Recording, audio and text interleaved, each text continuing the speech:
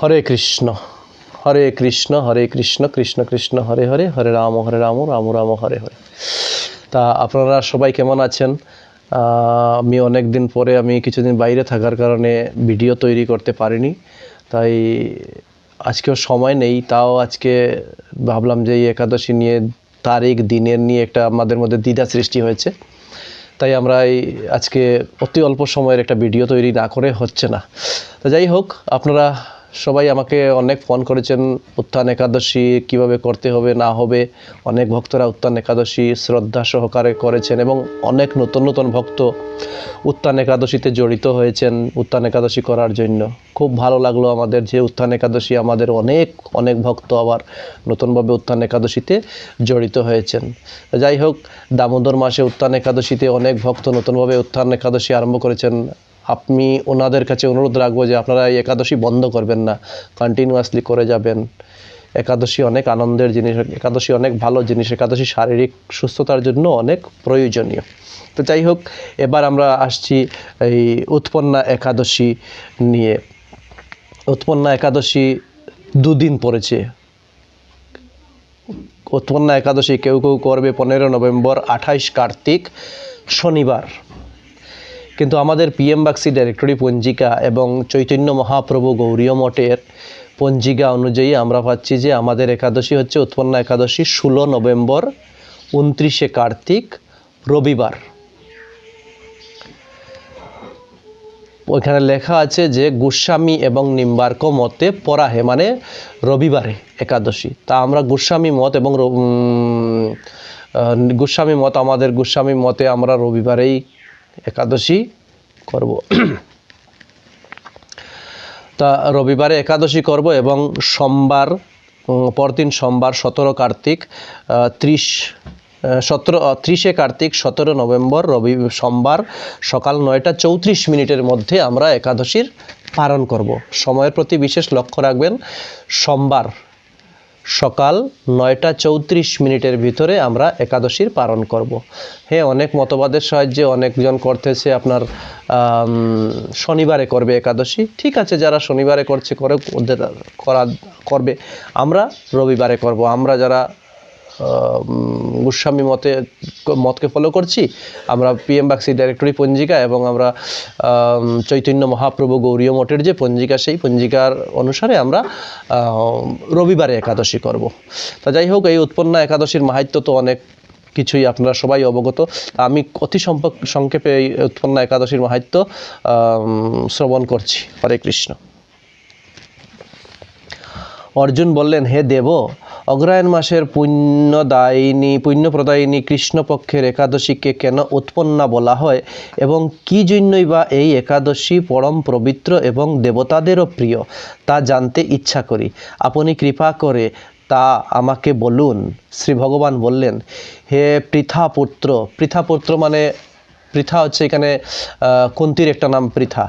তো পৃথাপুত্র, পূর্বে সত্যযুগে মূর নামে এক দানব ছিল। অদ্ভুত আকৃতি বিশিষ্ট সেই দানবের স্বভাব ছিল অত্যন্ত কোপন। সে দেবতাদেরও ভীতিপ্রদ ছিল। যুদ্ধে দেবতাদের এমনকি স্বর্গরাজ্যের ইন্দ্রকে পর্যন্ত পরাজিত করে স্বর্গ থেকে বিতাড়িত করেছিল। এইভাবে দেবতাদের পৃথিবীতে বিচরণ করতে বাধ্য করেছিল। তখন দেবতারা মহাদেবের কাছে গিয়ে নিজেদের সমস্ত দুঃখ সবিস্তারে জানান। শুনে মহাদেব বললেন, হে দেবরাজ, যেখানে শরণাগত বৎসল্য জগন্নাথ গরুড়ধ্বজ বিরাজ করছেন, তোমরা সেখানে যাও। তিনি আশ্রিতদের পরিত্রাণকারী। তিনি নিশ্চয়ই তোমাদের মঙ্গল বিধান করবেন। দেবাদিদেবের কথা মতো দেবরাজ ইন্দ্র দেবতাদেরকে নিয়ে ক্ষীরোদ সমুদ্রে তিনি গমন করলেন। জলে শয়িত শ্রী বিষ্ণুকে দর্শন করে দেবতারা হাত জোর করে তার তপ করতে লাগলেন। তপ স্তুতির মাধ্যমে নিজ নিজ দৈন্য ও দুঃখের কথা তারা ভগবানকে জানালেন। ইন্দ্রের কথা শুনে ভগবান নারায়ণ বললেন, হে ইন্দ্র, সেই মূর দানব কীরকম, সে কেমন শক্তিশালী তা আমায় বলো।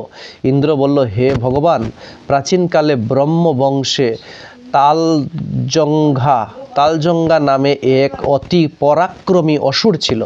তারই পুত্র সেই মূর, অত্যন্ত বলশালী, ভীষণ উৎকণ্ঠ ও দেবতাদেরও ভয় উৎপাদনকারী। সে চন্দ্রাবতী নামে এক পুরীতে বাস করে। স্বর্গ থেকে আমাদেরকে বিতাড়িত করে তার স্বজাতি কাউকে রাজা, কাউকে অন্যান্য দিকপাল রূপে প্রতিষ্ঠিত করে এখন সে দেবলোক সম্পূর্ণ অধিকার করেছে। তার প্রভাব প্রতাপে আজ আমরা পৃথিবীতে বিচরণ করছি। ইন্দ্রের কথা শুনে ভগবান দেবদ্রোহীদের প্রতি অত্যন্ত ক্রোধান্বিত হলেন। তিনি দেবতাদের সঙ্গে চন্দ্রাবতী পুরীতে গেলেন। সেই দৈত্যরাজ শ্রীনারায়ণকে দর্শন করে পুনঃ পুনঃ গর্জন করতে লাগলো। দেবতা ও অসুরদের মধ্যে তুমুল যুদ্ধ শুরু হয়ে গেল। যুদ্ধে দেবতারা পরাজিত হয়ে এদিক ওদিকে পালিয়ে গেল। তখন যুদ্ধক্ষেত্রে শ্রীনারায়ণকে একা দেখে সেই দানব তাকে দাঁড়াও দাঁড়াও বলতে লাগলো। শ্রী ভগবান ক্রোধ গর্জন করে বললেন, রে দুরাচার দানব, আমার বাহুবল দেখ। এই বলে অসুর পক্ষীয় সমস্ত যোদ্ধাদের দিব্য বাণের আঘাতে নিহত করতে লাগলেন। তখন তার প্রাণ ভয়ে নানা দিকে পালাতে লাগলেন। সেই সময় নারায়ণ দৈত্য সেনাদের মধ্যে সুদর্শন চক্র নিক্ষেপ করলেন। ফলে সমস্ত সৈন্য ধ্বংসপ্রাপ্ত হয়।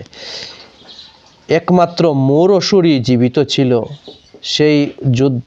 সেই অস্ত্র যুদ্ধে নারায়ণকে পরাজিত করল। মানে সে অস্ত্রযুদ্ধে নারায়ণকে পরাজিত করলো। এখানে কথার অর্থ নারায়ণ পরাজিত হন নাই, মানে যুদ্ধ করতে করতে অস্ত্র দিয়ে যুদ্ধ ছিল, সেই অস্ত্রযুদ্ধ শেষ হয়ে গেছে, এখন আর অস্ত্রযুদ্ধ হবে না। তাই বলছে সেই অস্ত্রযুদ্ধে নারায়ণকে পরাজিত করলো। তখন নারায়ণ দৈত্যের সাথে বাহুযুদ্ধে লিপ্ত হলেন। এখন আর অস্ত্র দিয়ে যুদ্ধ হবে না, এখন হাতে হাতে যুদ্ধ হবে, শরীর দিয়ে যুদ্ধ হবে, কুস্তি লড়াই যেটাকে বলা হয়, সেই কুস্তি লড়াই হবে। এইভাবে দেবতাদের হিসাবে 1000 বৎসর যুদ্ধ করেও ভগবান তাকে পরাজিত করতে পারলেন না। তখন শ্রীহরি বিশেষ চিন্তান্বিত হয়ে বদরিকা আশ্রমে গমন করলেন। সেখানে সিংহাবতী নামে একটি গুহা আছে। এই গুহাটি এক দ্বার বিশিষ্ট এবং 12 যোজন অর্থাৎ 86 মাইল বিস্তারিত। ভগবান বিষ্ণু সেই গুহার মধ্যে শয়ন করলেন। সেই দৈত্য তার পিছন পিছন ধাবিত হয়ে গুহার ভিতরে প্রবেশ করল। সে বিষ্ণুকে নিদ্রিত বুঝতে পারল। অত্যন্ত আনন্দিত হয়ে ভাবতে লাগলো, আমার সাথে যুদ্ধে পরাজিত হয়ে বিষ্ণু এখানে গোপনে শুয়ে আছে, এখন আমি তাকে অবশ্যই বধ করব। দানবের এইরকম চিন্তার সঙ্গে সঙ্গে শ্রী বিষ্ণুর শরীর থেকে একটি কন্যা উৎপন্ন হলো। ভগবানের শরীর থেকে একটি কন্যা উৎপন্ন হলো। এই কন্যাই উৎপন্না একাদশী। তিনি রূপবতী, সৌভাগ্যশালিনী, দিব্য অস্ত্র শস্ত্রধারিণী ও বিষ্ণু তেজ সমুদ্ভুবা, তাতে মহাপরাক্রমশালী ছিলেন। দৈত্যরাজ সেই স্ত্রীরূপিণী দেবীর সাথে তুমুল যুদ্ধ শুরু করলেন। কিছু কাল যুদ্ধের পর দেবী দিব্য তেজে অসুর ভস্মীভূত হয়ে গেল। তারপর বিষ্ণু জেগে উঠে সেই ভস্মীভূত দানবকে দেখে বিস্মিত হলেন। এক দিব্য কন্যাকে তার পাশে হাত জোর করে দাঁড়িয়ে থাকতে দেখলেন। বিষ্ণু বললেন, হে মহাপরাক্রান্ত উগ্রমূর্তি, এই মোর দানবকে কে বধ করল? যিনি একে হত্যা করেছেন তিনি নিশ্চয়ই প্রশংসনীয় কর্ম করেছেন। সেই কন্যা বললেন, হে প্রভু, আমি আপনার শরীর থেকে উৎপন্ন হয়েছি। আপনি যখন ঘুমিয়ে আছিলেন তখন এই দানব আপনাকে বধ করতে এসেছিল। তা দেখে আমি তাকে বধ করেছি। আপনাদের কৃপাতেই আমি তাকে বধ করতে পেরেছি। একথা শুনে ভগবান বললেন, আমার পরাশক্তি, তুমি একাদশীতে উৎপন্ন হয়েছ, তাই তোমার নাম হবে একাদশী। এই ত্রিলোকের দেবতা ও ঋষিদের অনেক বর প্রদান করেছি।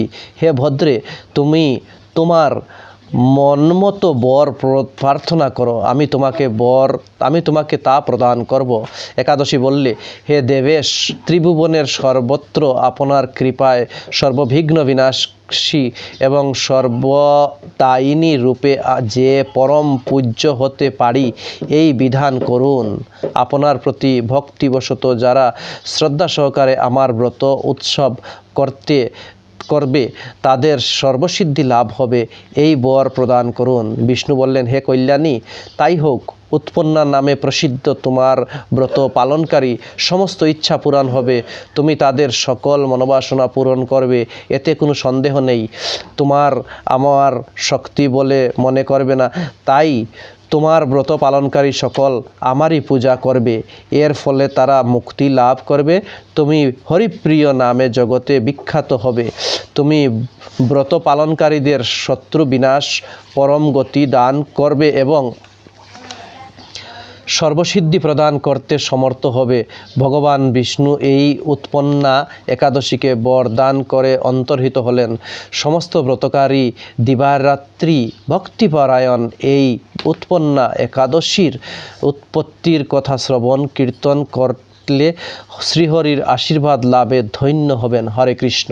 এই হচ্ছে উৎপন্না একাদশীর মাহাত্ম্য। তাই আপনারা সবাই শ্রদ্ধা সহকারে উৎপন্না একাদশী পালন করুন এবং নিজে করুন এবং অন্যকে করার উৎসাহ জাগিয়ে দিন।